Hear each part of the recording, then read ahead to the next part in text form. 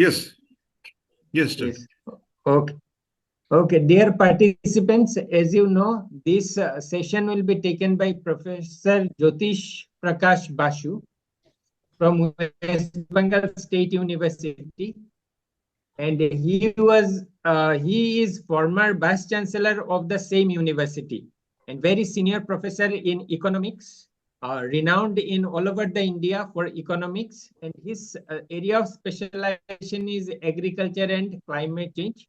So now he will deliver the lecture on transition from inclusive growth to inclusive green growth. So now is handed over to Professor Basu. Sir, time is yours. You may take it up. Okay, thank you so much. Thank you, Professor Das, Professor Singh, for inviting me to say something about your refreshers course jointly organized by the Department of Economics and Commerce Management. So I am very happy to be with all of you. Now, my actually topic I will share with all of you, that transition from inclusive growth to inclusive green growth. And you know, the term and the topic has four dimensions, various dimensions. One is economic growth, another is green growth, next is inclusive growth, next inclusive green growth, and the recent development, just I will share here with all of you, the sustainable inclusive green growth concept. Along with this, there are so many theoretical works on this aspect of inclusive green growth. Just I will try to share the development of recent development of the theoretical analysis of theoretical models of the green growth, inclusive green growth theory. So this is the basic area of my analysis today. You know that the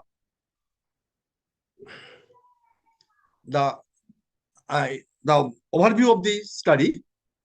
First of all, we will try to discuss the evolution of the inclusive growth.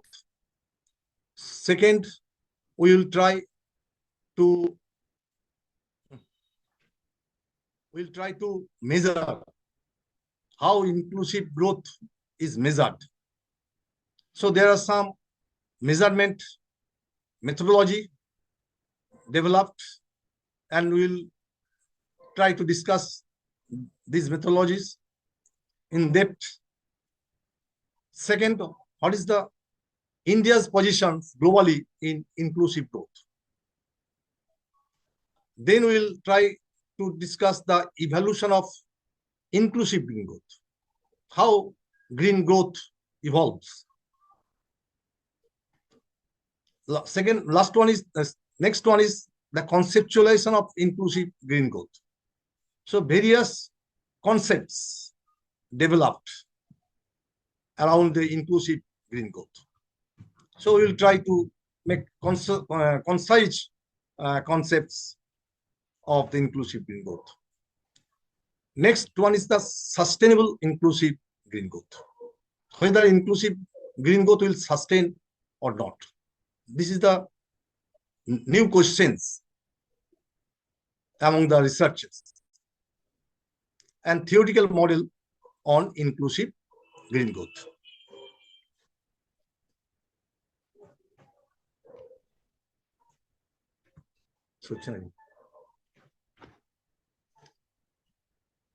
Yes. Now, we are very much accustomed with the concept of the simple growth. So, simple growth and trickle-down theory, very important theory in 1970s. And the meaning is that in the early phase of development discourse, economic growth was given the highest priority. Economic growth was given the highest priority for the because it was believed that the growth by itself would produce benefits to all people through the trickle down effects. That means what I am talking about, the benefits of economic growth will percolate to all the peoples, those who are poor, those who are non-poor, those who are marginalized. So this is the trickle down approach. And through this approach, poverty will be reduced, inequality will be reduced. So this was the very basic concepts of the simple growth theory or the trickle down theory. But what we realized that the growth has not effectively contributed to the reduction of poverty and inequality. In many countries, not only India, some African countries also. You remember the Stiglitz analysis of globalization. So what we found that globalization did not produce the benefits of the fruits to the poor people, to the marginalized people in Africa. So we found that the growth has not been effectively contributed to the reduction of poverty and inequality. And what else? This was mainly due to the widening gap between rich and poor, and the rich getting richer and poor getting poorer. So there is an imbalance, there is an inequality. So we cannot remove the inequality with the growth. So growth, economic growth crossed 2 digits, but no, although poverty is reduced, but no, inequality has risen. Inequality, the gap, widening the gap between poor and rich has risen, widened. So next, growth theory also considered the pro-poor growth or redistributive growth. So what is the rational thinking on the pro-poor growth? And you know that rationale of pro-poor growth was that economic growth will not bring its benefits to poor automatically. And this can be done by laying emphasis on the distribution of income. So growth automatically does not percolate the benefits until unless redistribution is not taken into account.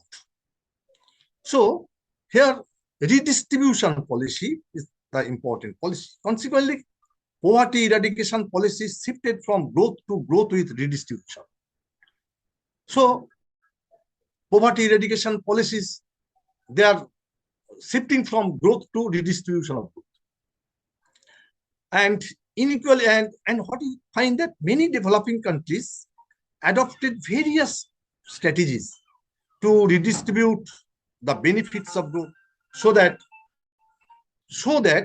the growth they would reach the lowest segment.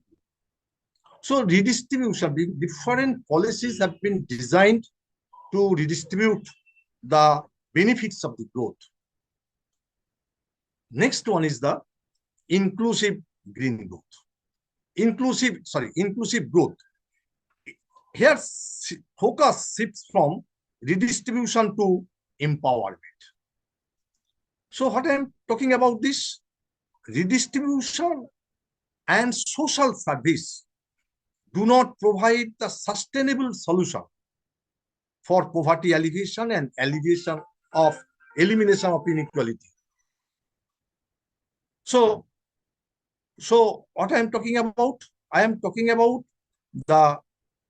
there are some policies of poverty elevation, elimination of inequalities are there, but there is no sustainable solution for alleviating the poverty and elimination of inequality.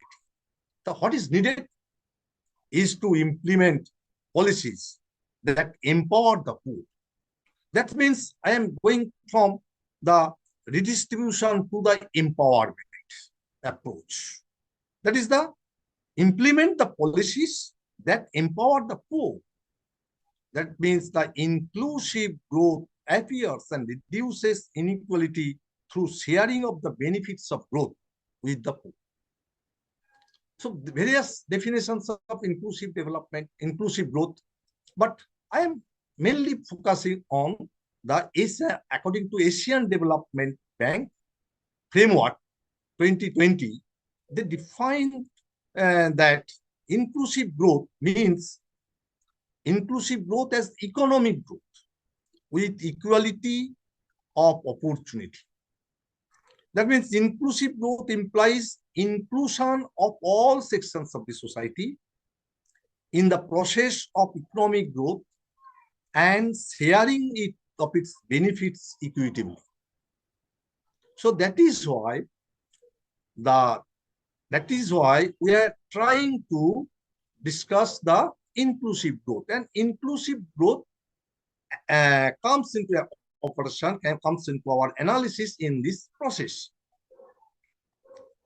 So you see what is the situations of the inequality in the world. So you know that this is the Lorentz curve, and the distance between this Lorentz curve and the Gini coefficient gives us the inequality. And any diagonal difference between the any difference first in any distance between the diagonal and the curve gives us the inequality. So here the inequality in world inequality distribution on the basis of GDP income inequality 2007 to 2017, what we find that there is a much differences. So inequality goes up. So now, how to measure the inclusive growth? How inclusive growth is measured? The basic questions. There are three approaches of the measurement of inclusive growth. One is the Inclusive Development Index, index-based measurement. Another is the Social Progress Index, and the last one is the Modern Slavery or Global Slavery. These are the three measures for measuring inclusive growth. And now, first of all, we discuss one by one. One is the Inclusive Development Index idea. And you know that GDP growth as a top-line measure of economic performance, no doubt. What is the performance of the country measured by the GDP? Many countries have expressed that growth is necessary, but not sufficient condition for robustly rising the medians of living standard.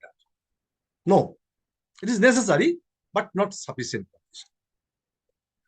And the World Economic Forum, I'm getting the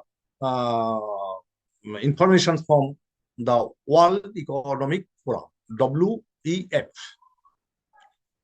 and they measure the Inclusive Development Index based on some components and some indicators. And we have three components. One is the growth and development, another is inclusions, and last one is the intergenerational equity and sustainability. That means future generation. We are not talking about the current generation also, but future generation. What will be the growth of the future generation for the future generation? That is intergenerational equity and sustainability. And they consider various sub-indicators. For example, growth and development, they included GDP per capita, labor productivity, employment, health, life expectancy. In the inclusion, they consider the median household income, income Gini coefficient, poverty rate, and wealth Gini. Income Gini as well as wealth Gini. For intergenerational equity and sustainability, the adjusted net savings. Adjusted net savings means it actually measures the depletions of resources. Dependency ratio, public debt as the share of GDP, and carbon intensity of GDP. So with the help of these indicators, they calculated index, and I am showing the index for G7 countries, European emerging economies, and another country is the BRICS countries. So how do you find? So now, for BRICS countries, we have taken Russian Federation, China, Brazil, India, and South Africa. And you see two bar. One is showing the rank. Another is showing the score value. And you see the India, the Russian Federation, its rank is 19, which is lowest. Good indicator, good, a good symptom. And its score value is 4.6. Also good. So in China, its score value, its rank is 26. And Brazil 37. And India's position is 62. Not so satisfactory in index, inclusive development index. India's position is not satisfactory because its rank 62. And first of all, what about the ranks and what is the score, what is the index? Just I like to share. World Economic Forum calculated this index, inclusive development index, based on 103 economies. 103 economies in 2018, and score value is based on 1 to 7 scale, right? Richter scale. Just 1 means worst and 7 means best. On the basis of this, the ranking is given here on the value, on the basis of this score value. So and South Africa, the rank is 62. And now the we have taken 6 emerging European countries, say Lithuania, Hungary, Latvia, Poland, Croatia, and Romania. And we find that among the 6 emerging European countries, the performance for inclusive development index, Lithuania's is best because its rank is 1 across the emerging European economies, and worst is the Romania.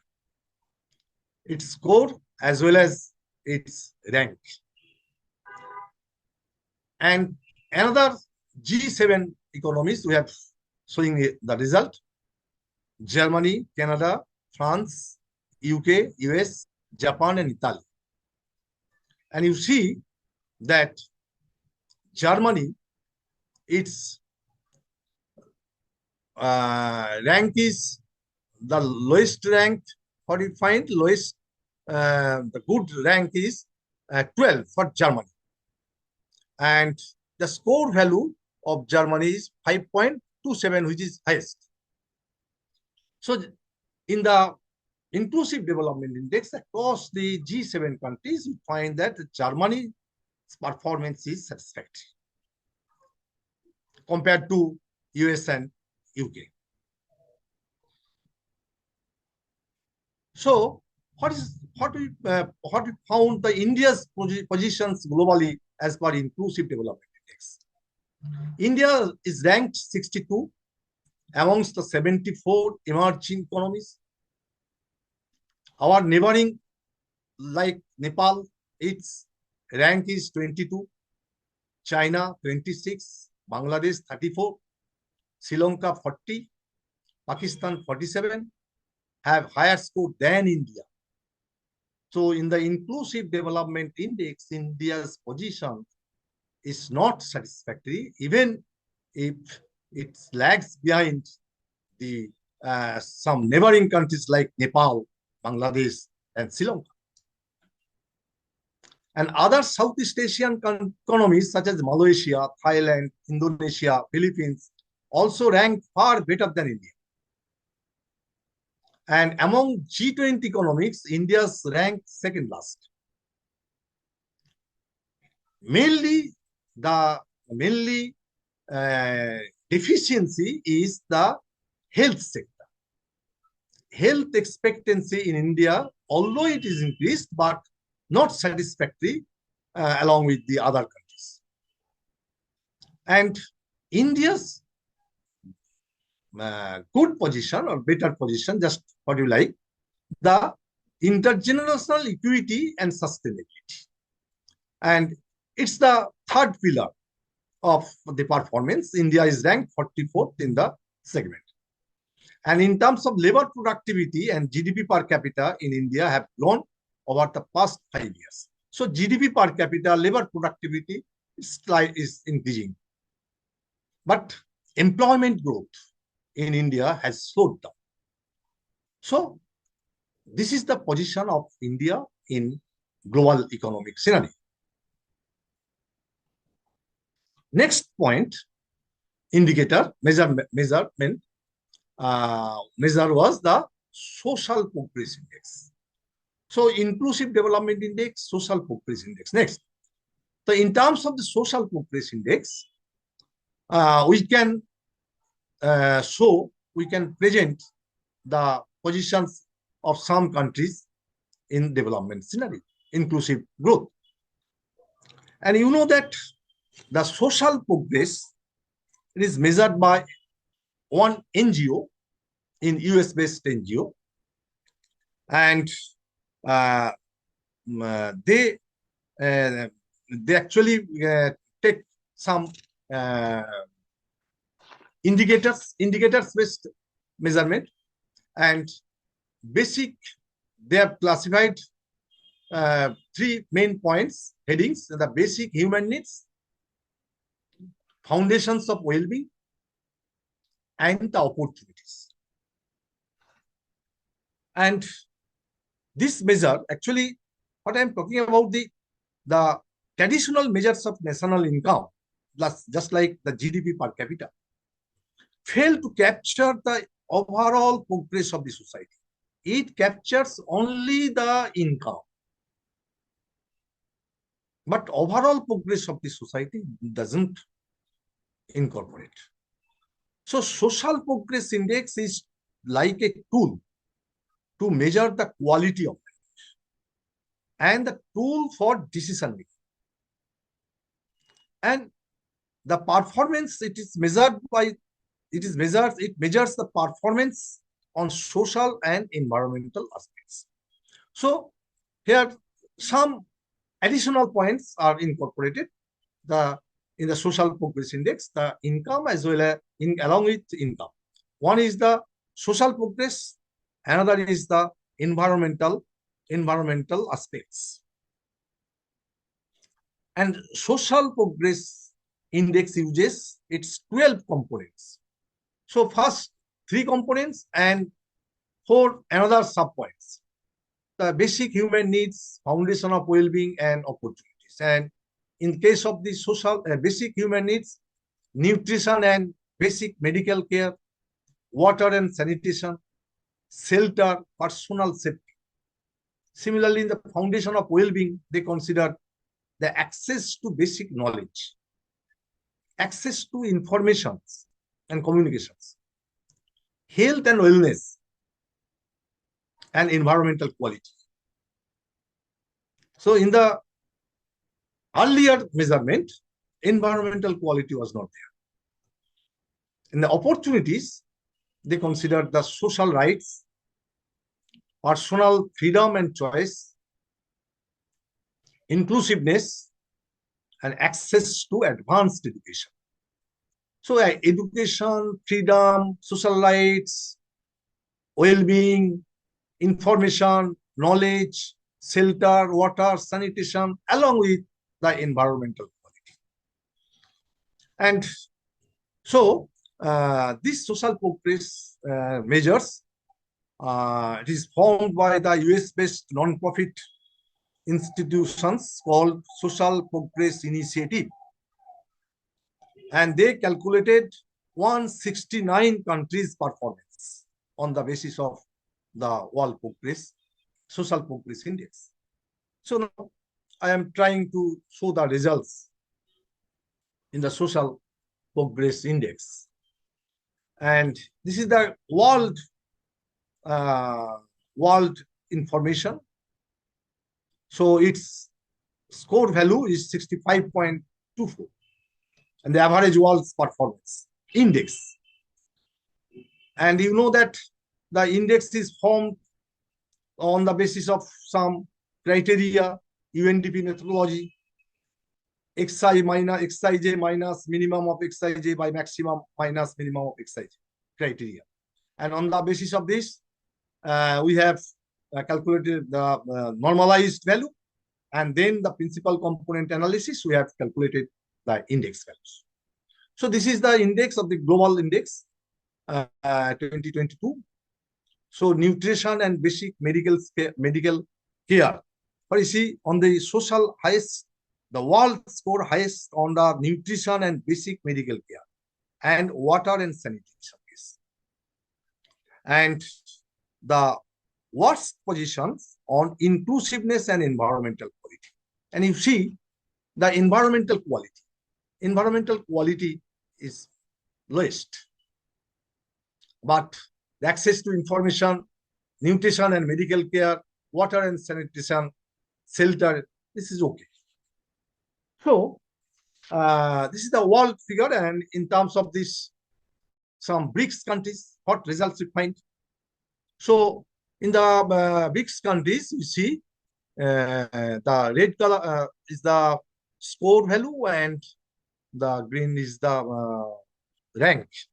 And you see that what you see? The Russian Federation is ranked 59 with the score of 71.99, is the top performing of the BRICS countries. While India's rank is 110 out of 169 countries. India's position is 110, and score value is 60.19. So India's position not so satisfactory, is the worst across the BRICS countries. And the social progress index for emerging European countries, what we find? We find that the Lithuania's rank is 29, and score value is 83.74. And the Romania is the worst, as was in case of the Inclusive Development Index. So Social Progress Index also not position is satisfactory. And for G7 countries, what we find, the Germany is ranked and with a score value of 88.72, while the top performing G7 countries, which is the top performing of G7 countries. So, on the basis of the social progress index, what do you find? You find that India's position in the BRICS countries is not satisfactory. And G7 countries, of the G7 countries, position top is Germany, and Lithuania is the top country, performing highest performing country in the across the emerging European economy. So this shows the GDP per capita and social progress index. There is no linear relation. That means the highest economy in terms of GDP, whether they have the highest social progress index, no. So you find that there are some cluster countries with the lowest value of, with the low value of GDP per capita, there is a low social progress index. But after certain income level, so how do you find that the Ireland, with the increase in the GDP per capita, so progress index mainly, and actually what I'm talking about, this figure actually gives us there is no unilinear relation between the GDP growth and the social progress index. Even if very high economy in terms of GDP per capita, they are performing the worst position in social progress index. Now, third measure is the globally or slavery, global slavery or modern slavery. So you know that the modern slavery, what does it mean? Modern slavery are those who are exploited for the purpose of sexual exploitation, forced marriage, forced labor, and forced criminality. So in terms of the sexual harassment, in terms of the sexual exploitation, in terms of the forced marriage, in terms of the forced criminality, and in terms of the forced or labor,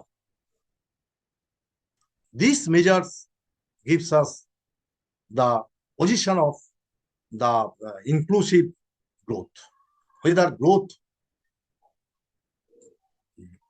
reduces this type of criminality, these types of slavery, modern slavery. So we are giving some figures, result. Some African countries, you see, this color gives us the modern slavery, and this is the forced labor, and this one is the forced marriage. And you see that the African countries is highest for modern slavery, along with the Asia and Pacific countries also. So we are not free. So what is the position of India? And this figure, provides ILO, International Labour Organization, 2017. And what is the position of India? 2000, with largest number of people under modern slavery in India. As of 2018 figure, ILO figure provides this figure. About 7 crore people, they are under modern slavery in 2018 in India. It crossed China, Pakistan, and other some countries. So this is the picture I am sharing with you on the basis of the inclusive growth. And inclusive growth is measured by three ways, and this is the inclusive. And what are the government policies for inclusive growth in some selected countries? Just I share one country like Brazil. There is one scheme for inclusive growth, the Bolsa Familia. What does it mean? Under Bolsa Familia scheme, Brazilian government transfers cash to families in return for them keeping their children in school and attend preventive health care visits. The scheme is credited for the significant reduction of poverty in Brazil. That means this scheme actually provides, this scheme is designed to transfer the cash to the family. And they will get the cash in exchange of some conditions. They have to keep their children in the school. They have to attend preventive healthcare visits. That is why that is why they can give these facilities of the scheme. UK, another scheme designed for UK, the National Health Service. It is considered one of the best healthcare system in the world. And this scheme model is most equitable and ensures the widest risk grouping. So there are so many schemes nowadays in India and other countries. This is the best scheme, health scheme in UK. Because there are so many risks they cover. Another is Germany. Germany, dual track vocational education system. This is one of the important scheme adopted in Germany.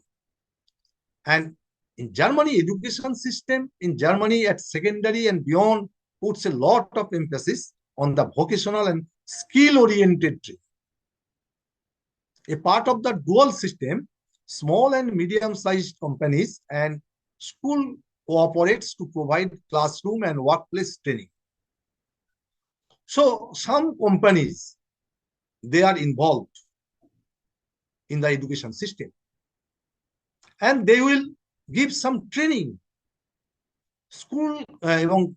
training in the school, in the classroom.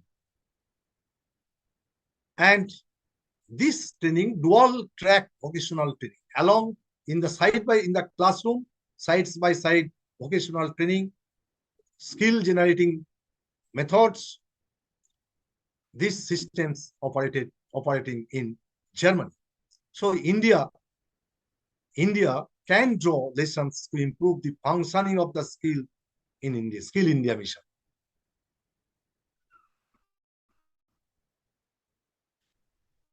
Now, what are the India's various schemes are there?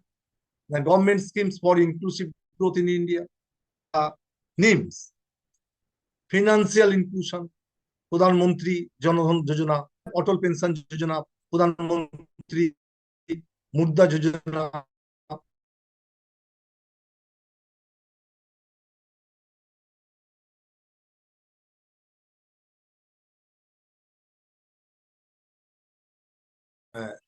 Various methodology, various.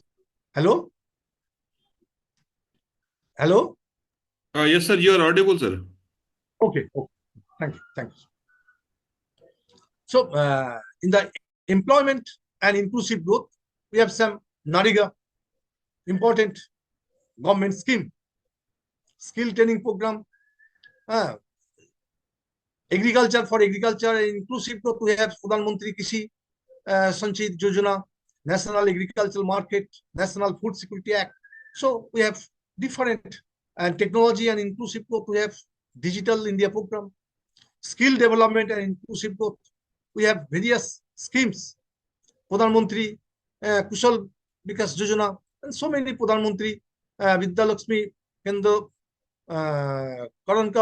self-employment, talent utilization mechanism, Atal innovation mission. So various schemes for the inclusive growth in India.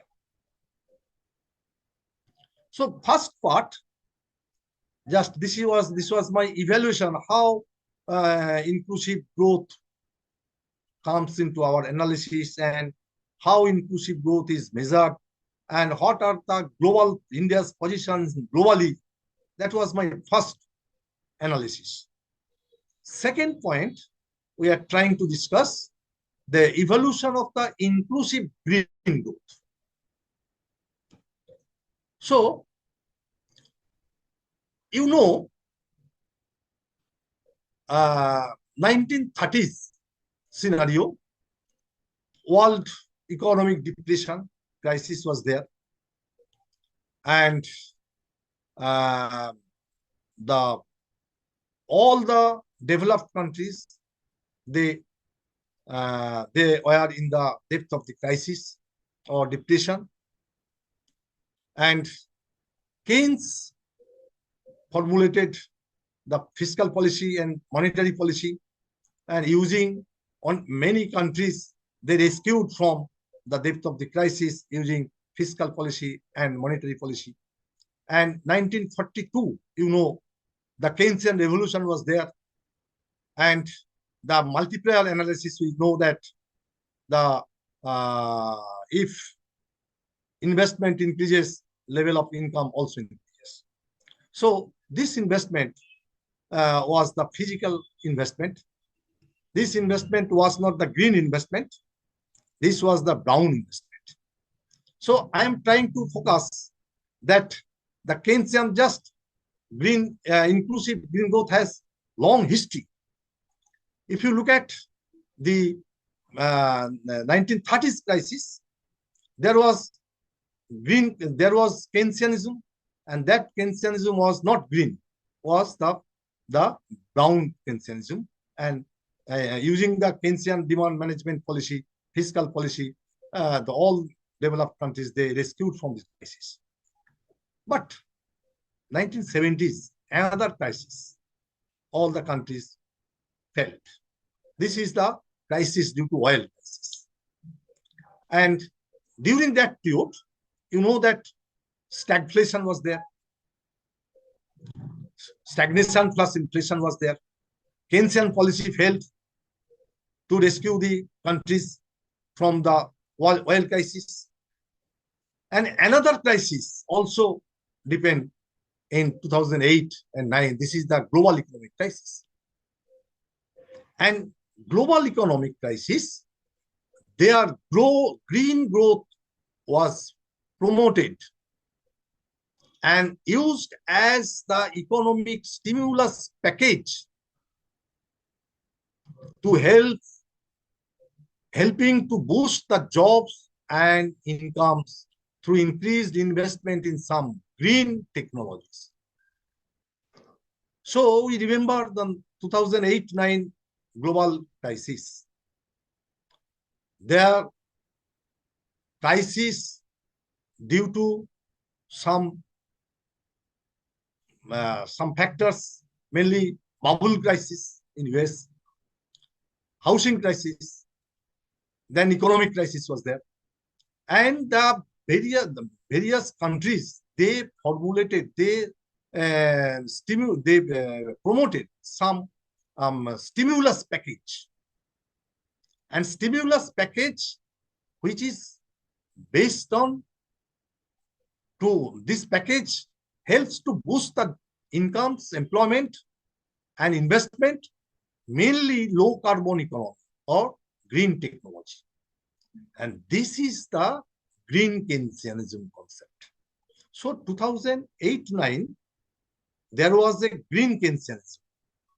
That means green technology. If you invest green technology, low carbon technology, then the economy as well as it will help to boost the job to boost income and etc. And during this crisis, so various countries, so South Korea, for example, South Korea, they spend 79% of its total stimulus package on environmental aspects. About 590 billion US dollar they spent environmental aspects. In China, they identified its stimulus package a total of 219 billion US dollar as green sector. United States, US, 12% of total stimulus package on green, about 118 billion US dollar they spent. And some other countries, individual European states, this figure varies as much as 60% of the European Union collectively stimulus package. So a stimulus package, using the stimulus package, and stimulus package means the package which combines the low carbon economy, low investment on the green technology. This way, they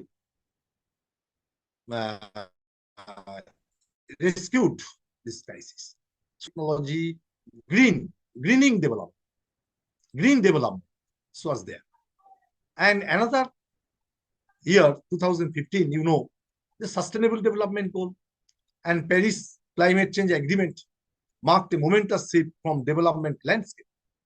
And then development priorities shifted from economic growth to quality of growth. So what I'm talking about this, in the earlier development discourse, quantity of economic growth was there. But nowadays, 2008-9 onwards, we are trying to say the quality of green growth, greening. So now, there are so many definitions about the green growth. Just I am saying only one concept. The Rio +20 documents, this states that green growth should contribute to eradicating poverty as well as sustained economic growth, enhancing social inclusion, improving human welfare, and creating opportunities for employment and decent work for all, while maintaining the healthy functioning of the Earth's ecosystem.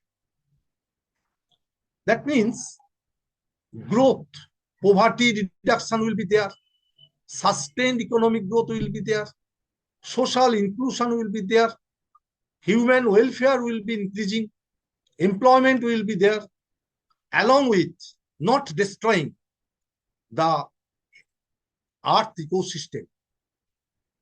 That means healthy functioning, with the healthy functioning of the ecosystems, Earth's ecosystem. That means protecting environment. Without protecting environment, you cannot achieve the poverty reduction, poverty eradication, so enhancing social economic growth, inclusion, etc., etc. So this is the Rio +20 documents. They define this is the economic green growth. So there are 8 sectors of the major green economy, like agriculture, forestry, fishing, energy, resource-intensive manufacturing, recycling, building, and transport. So now, this slide gives us the interactions of inclusive growth, between inclusive growth and inclusive green growth. And you see, these are the, I am not repeating the again. So these are the conditions for the green growth. These are the conditions for inclusive growth, and these are the conditions of green inclusions. And this is the green inclusive growth. A part, 3 parts. One is economic growth and development, another is environment sustainability, and social inclusion. So this part, this is the combination, the the intersection part of the economic growth, environmental sustainability, and social inclusion gives us the inclusive green.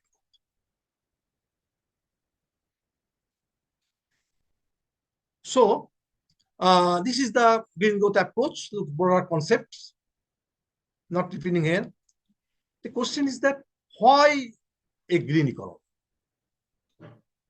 Just I am sharing you some data. So, the International Labor Service, 18 to 51 million unemployed over 2007 levels are expected to negative global growth. So this start with the 2007-8. So the unemployment 18 to 51 million increased. Negative global growth was there. That is why we need green economy. And you see, World Bank estimated 1% negative growth in developing countries. It adds 20 million people as poverty. That is why to reduce poverty, we need green economy. And International Energy Association, IEA, and World Bank, WB, they also calculated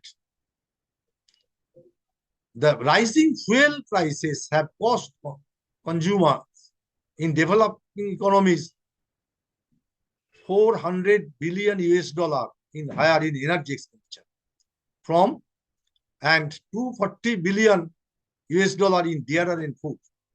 So higher energy expenditure gives us higher food prices. And another World Bank estimates that number of extremely poor has increased by at least 100 million people worldwide. So absolute poverty, extremely poverty in absolute terms also increased, World Bank estimated. So that is why we need green economy. And what is the United Nations Environmental Program? They defined the green economy means a system of economic activities related to production, distribution, consumption of goods and services that results improved well-being over the long term, while not exposing the future generations to a significant environmental risk and ecological scarcity. So it's a very this definition we are very much we know this definition. We are aware of this definition because one type of sustainable development. We are not focusing on the present generation, but emphasis should be given for the future generation. That means future generations to a significant environmental risk and improved well-being in such a way that production and consumption will be matched. So excess consumption is harmful for the green economy. And now you know the green economy is the low carbon economy. Green growth is there and green jobs are there. This is the circular economy. I am not giving details with time constraint. Circular economy is part of the green economy, and ecological economy. This is the part of the green economy. And we have showing some countries along with their employment opportunities, employment in the green job sector. So United States in 2010, employment, 24% of formal employment, 3.1 million in the environmental goods and service sectors. They created. Brazil, 2010, they created 2.9 million employment in the renewable energy sector. China, 2006 to 10, 4 to 5 million in the power sector. And in India, 30 million per year created for ecological infrastructure through NREGA.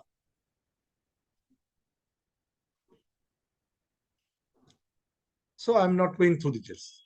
So this is the inclusive green growth trees. Here all points are there. Poverty is there, quality of education is there, mean schooling here. So this is the trees, inclusive green growth trees. And this, from this tree, our objective is to formulate inclusive green growth index. So what are the indicators we have taken for measuring the inclusive green growth index? So we have this methodology is developed by Asian Development Bank, ADB. I am following this ADB's methodology. The inclusive green growth index is its 4 components. One is in the left, environmental sustainability, in the right, social equity, and down, economic growth. And what are the indicators we have chosen? So in the environmental sustainability, we have taken natural resource rent as percentage of GDP, renewable internal fresh water, energy intensity, renewable energy consumption, and CO2 emission.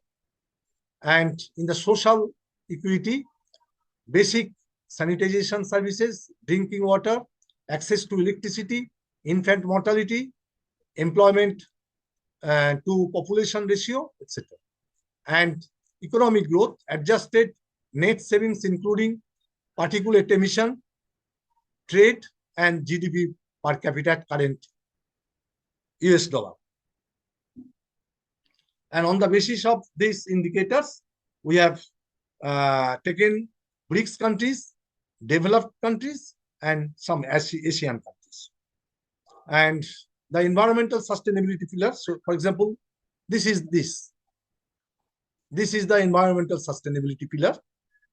So, in the environmental sustainability pillar, we have calculated the country-wise score.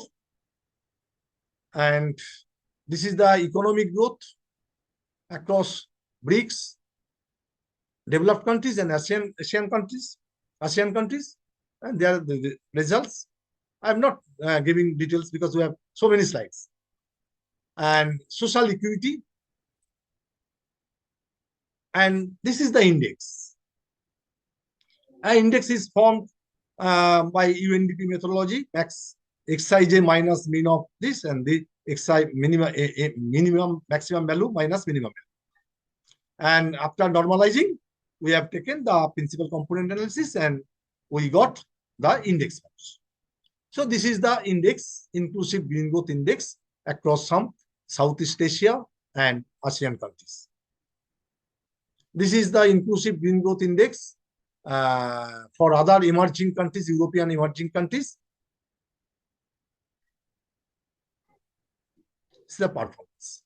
So now, this calculation is we have more the inclusive green growth, inclusive green growth index. Both depend on the governance structure. So we have to keep in mind, without who is enforcing, who is controlling, who is enforcing this this policy. So enforcement, that means institution. Enforcement means this is the governance. So World Bank indicators define there are 6 types of governance. One is the rule of law, corruption control, government regulation, government regulatory quality, and the participation. So 6 measures of governance defined by the World Bank indicator.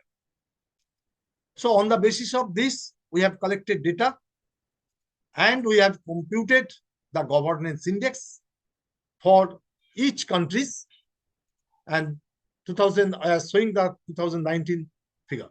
This is the governance index and this is the inclusive green growth index. Is there any relation? Good governance, poor governance, strong governance. Good governance increases the environmental environmental inclusive green growth index. Is that it is true? Just I am saying the relationship between inclusive green growth index and the good governance.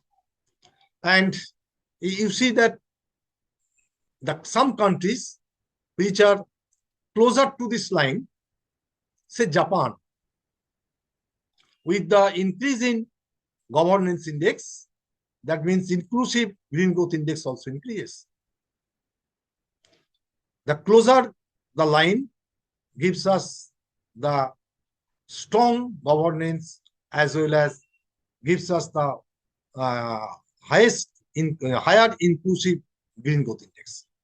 So away from this line, the not satisfactory result. So here we see that France, some developed countries, emerging developed countries, France, Germany, Japan, they are closer to the line. So this gives us the good governance, good governance has inclusive, higher inclusive green growth. So another concept developed, the sustainable inclusive growth.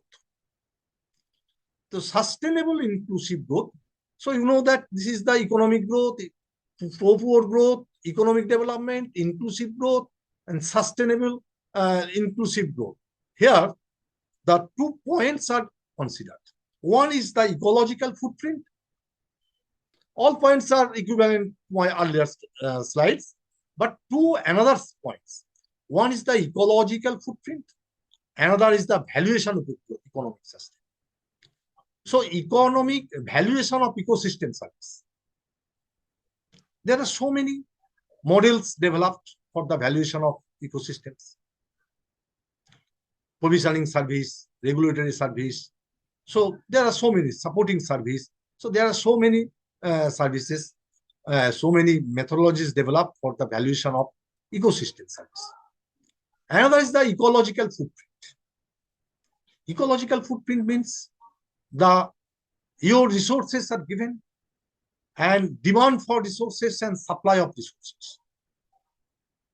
So supply of resources is given, but huge demand. So resource declining.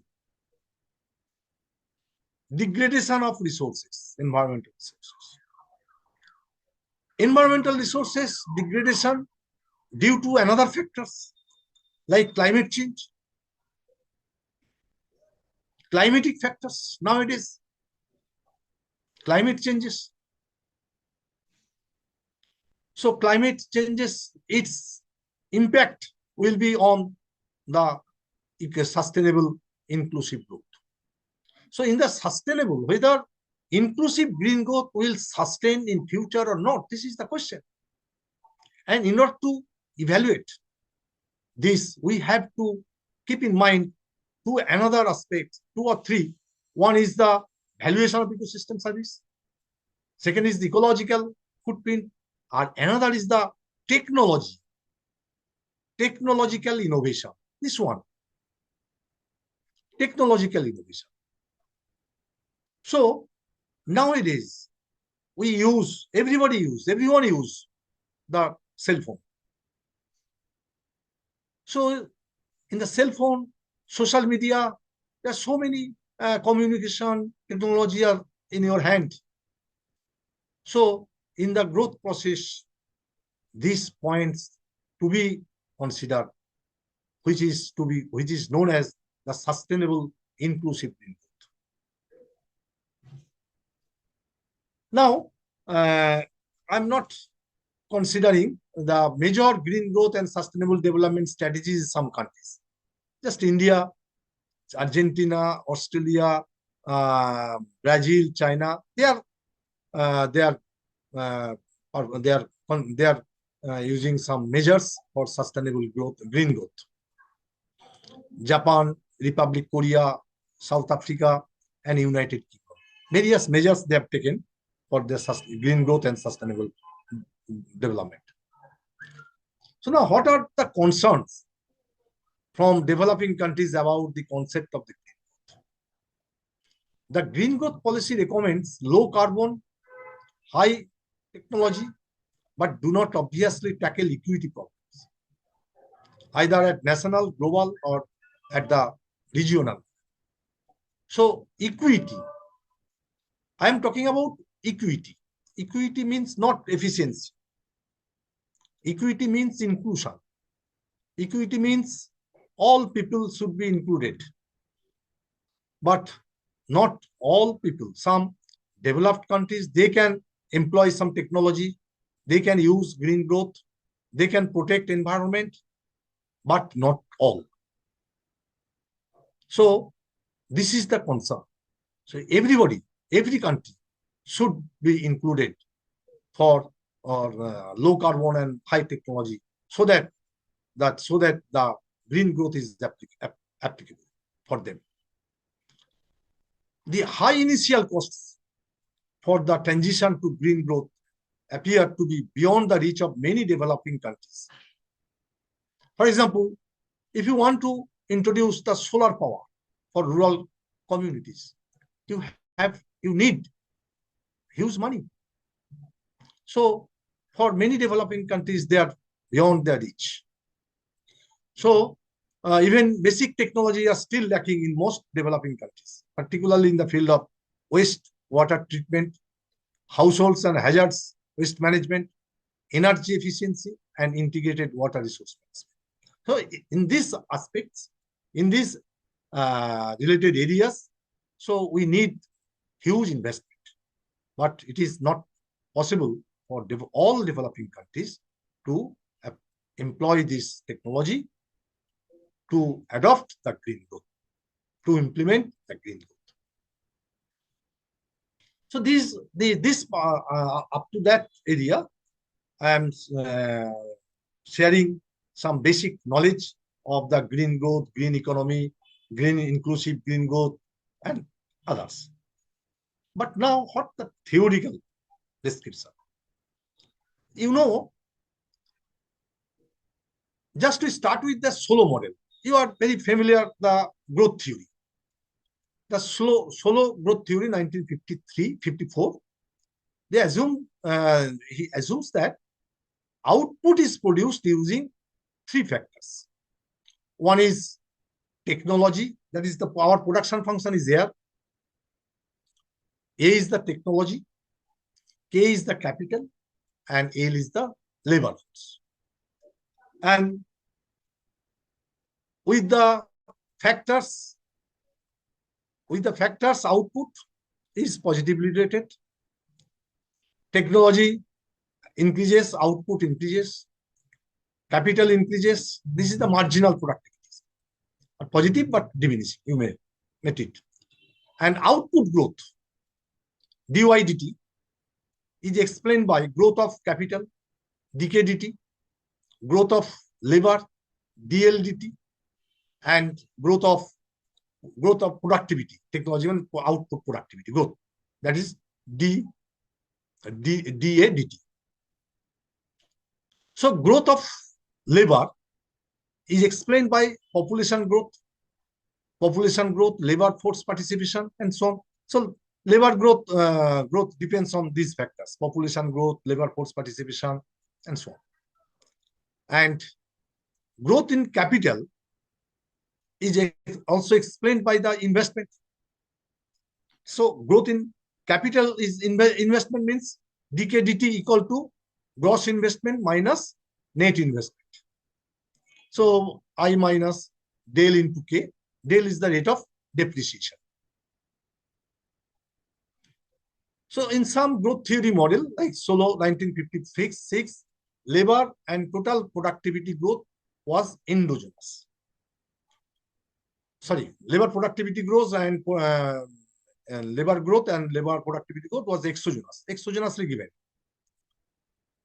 And in the models like Arrow 1962, Lucas 1988, Romer 1990, Mankiw et al. 1992, productivity growth, they assume that they incorporated productivity growth is not endogenous, is not exogenous, rather it is endogenous.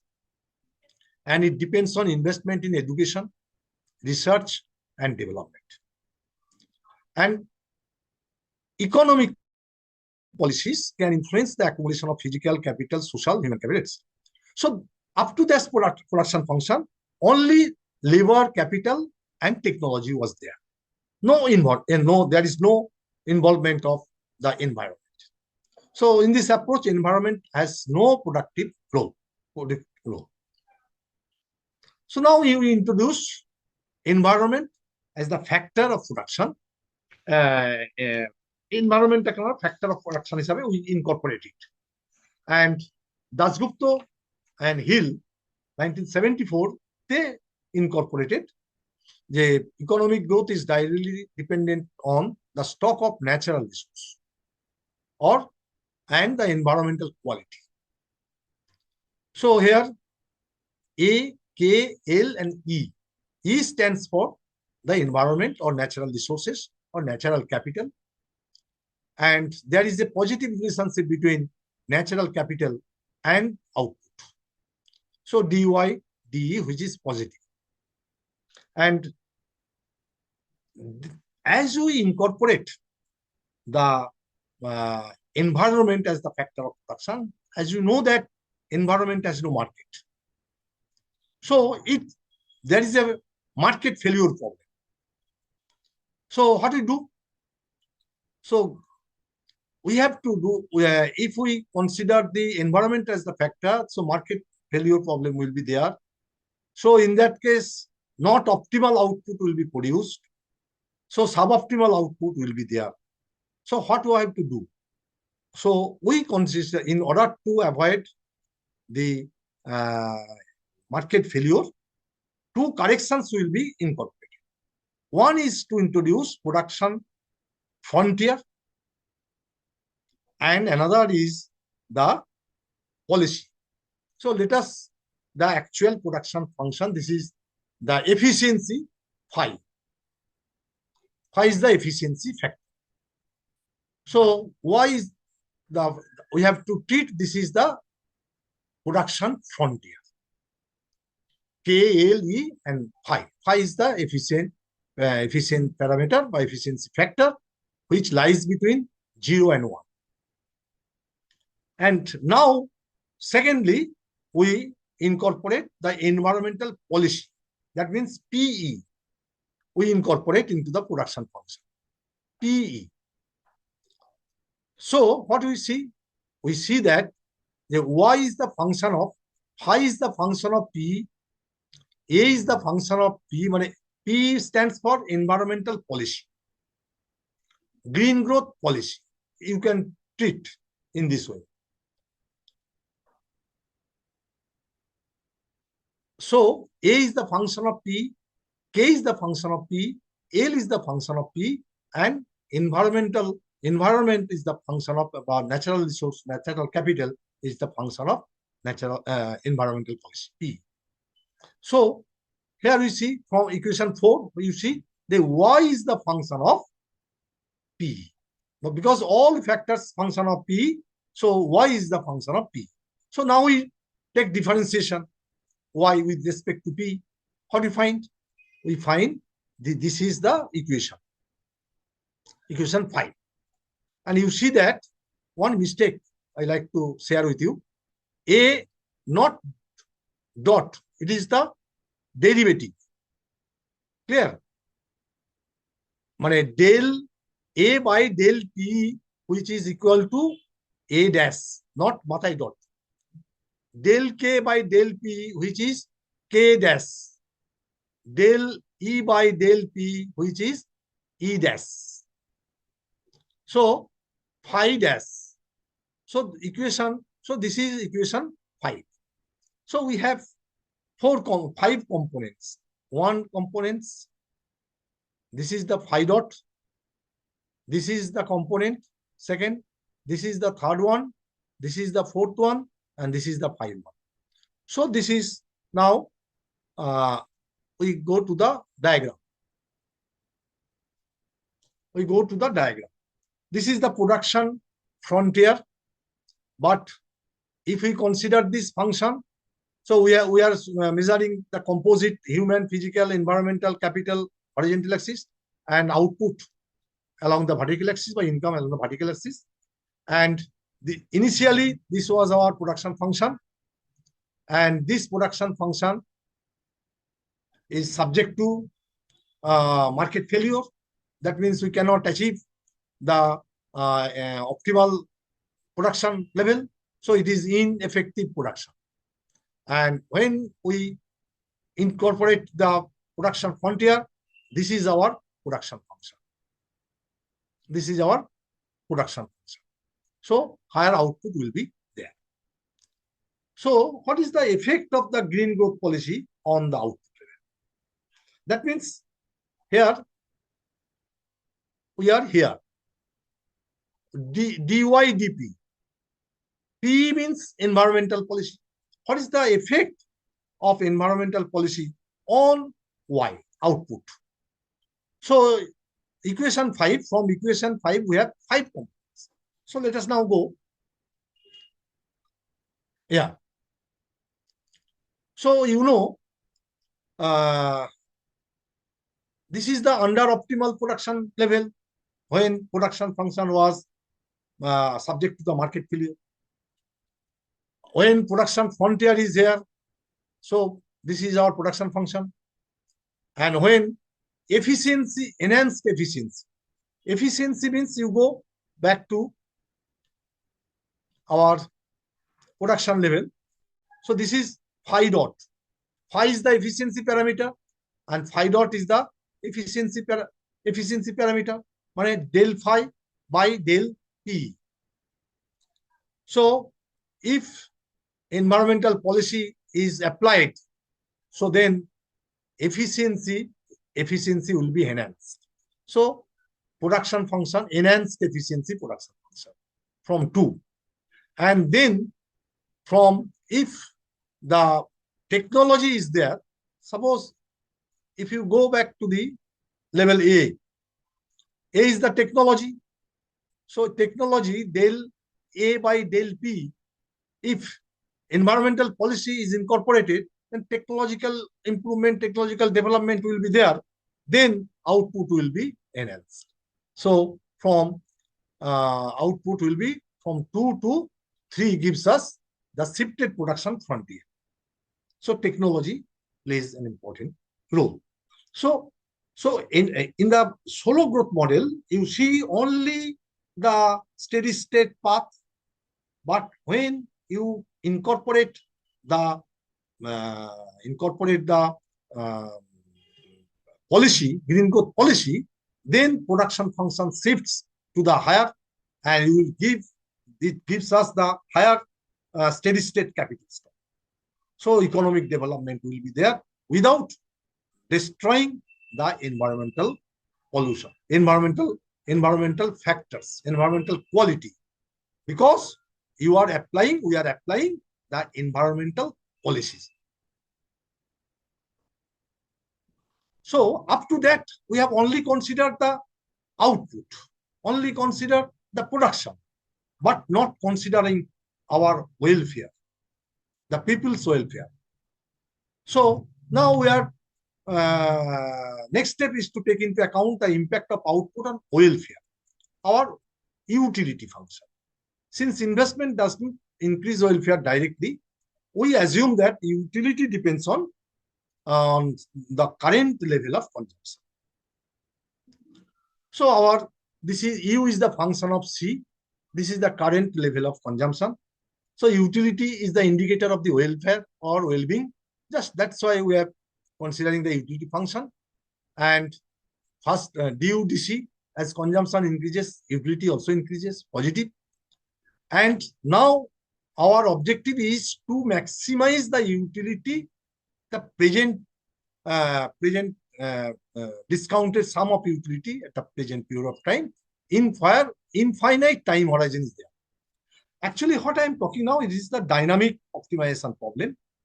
With the help of the dynamic optimization model, we can use the optimal control. We can use the current valued Hamiltonian function, and we can apply them to increase the time path of the control variable.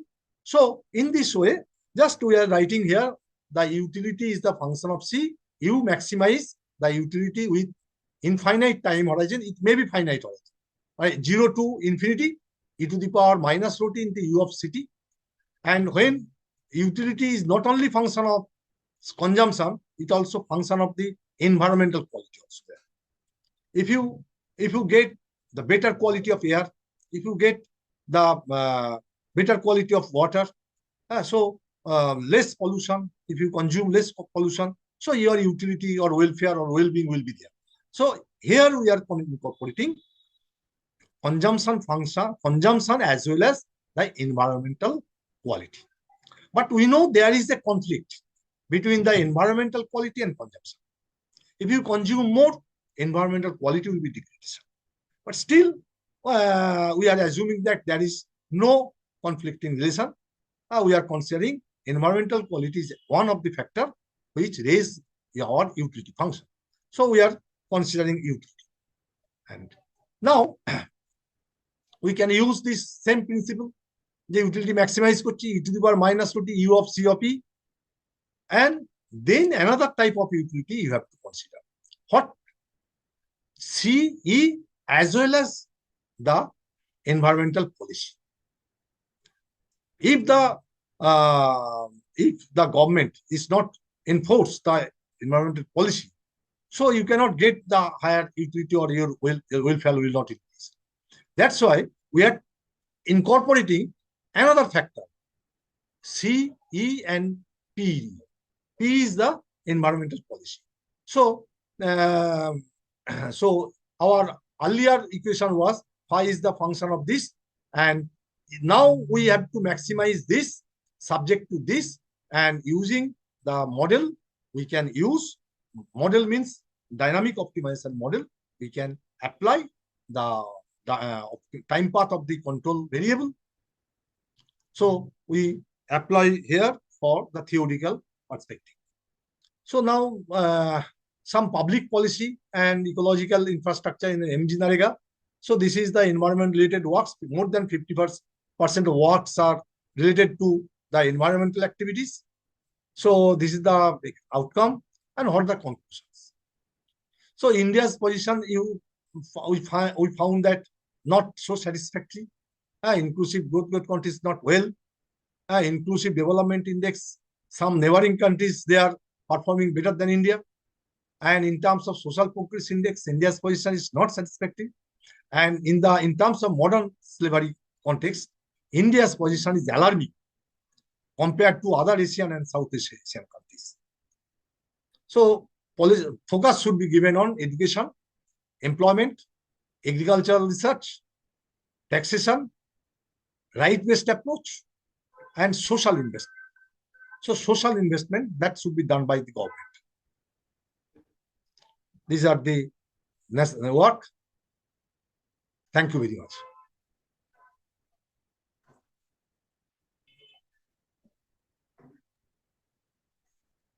Thank you, sir, for your very nice presentation.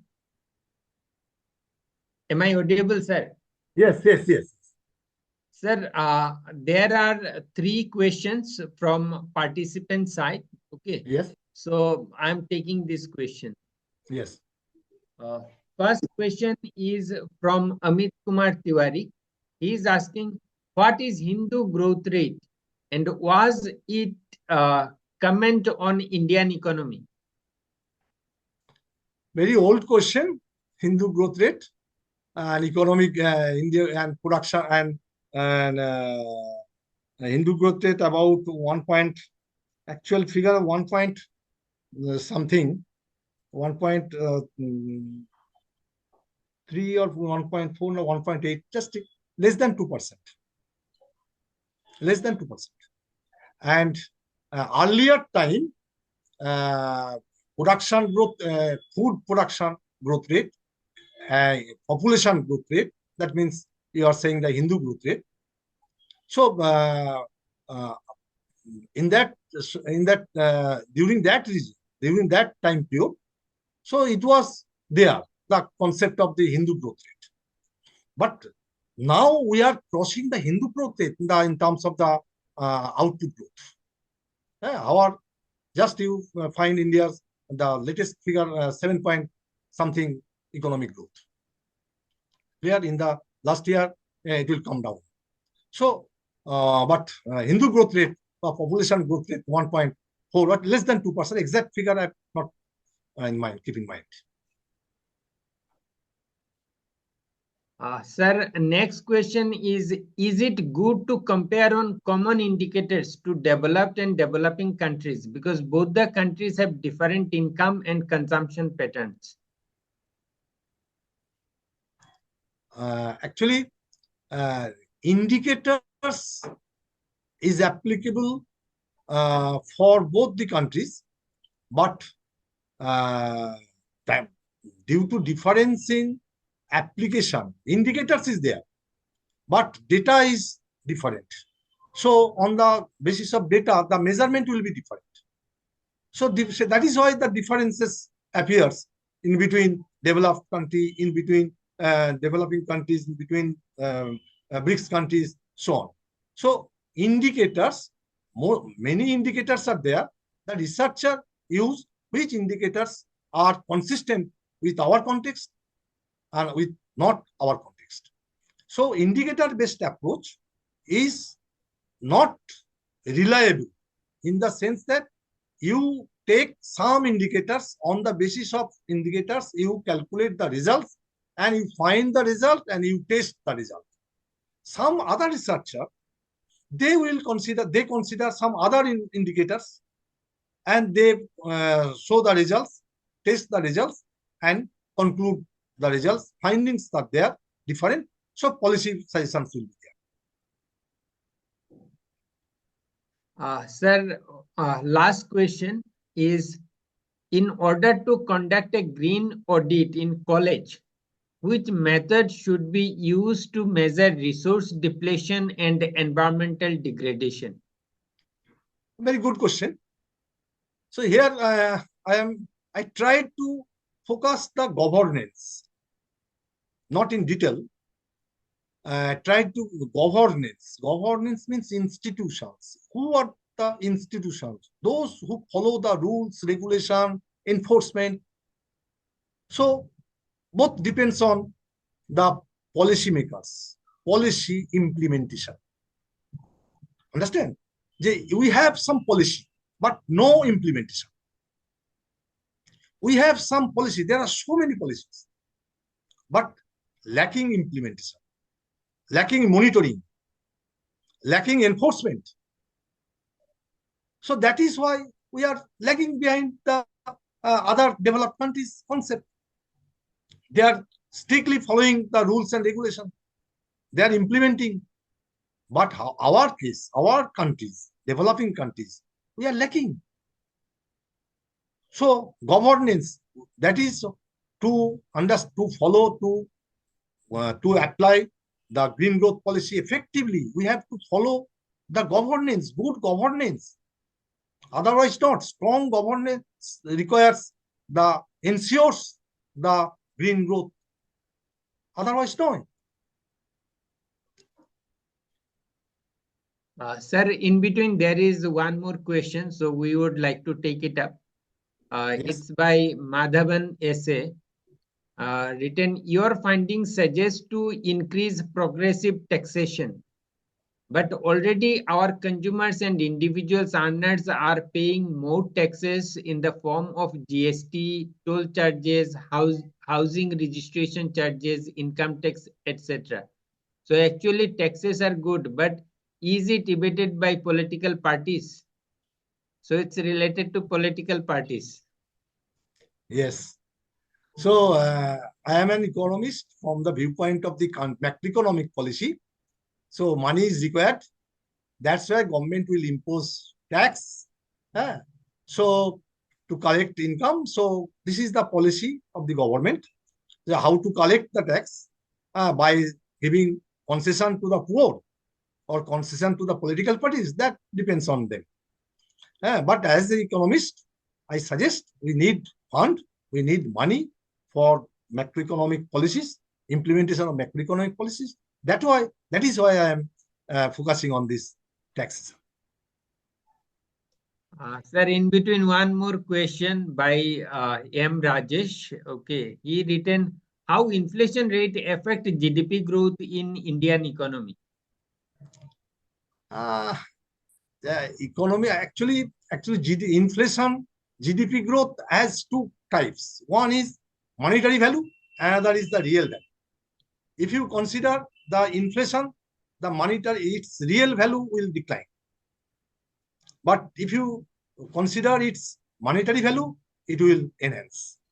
So, what type you are in reality, we are facing the real terms. That means inflation is bad for us. Clear? But in the value terms, economic growth, what does it mean? How much output value is produced in the economy, and their sum total gives us the growth, GDP. So if the wheat produced less, but its price is high, if you multiply higher price with lower quantity, so it gives the value higher. So in that sense, the total GDP in monetary value, it will be larger. But if you have 1,000 rupee with hand, and if you go to the market, so actually higher inflation leads to your less purchasing power. So that is why in economy also same condition is applied. So if inflation is taken into consideration, so real GDP will decline. If you consider inflation in monetary value, in monetary value of GDP, it is increasing. This is the real, or you have to compare real between real and monetary. Thank you, sir.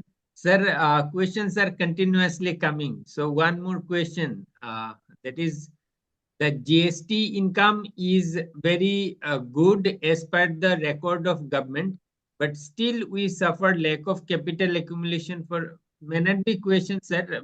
That may be a compliment. Another question: GDP growth increasing. We are fifth place in the world soon. World, and soon we will third place, but still majority of people below poverty line. What is your opinion about it, sir? That is by Dr. M. Rajesh.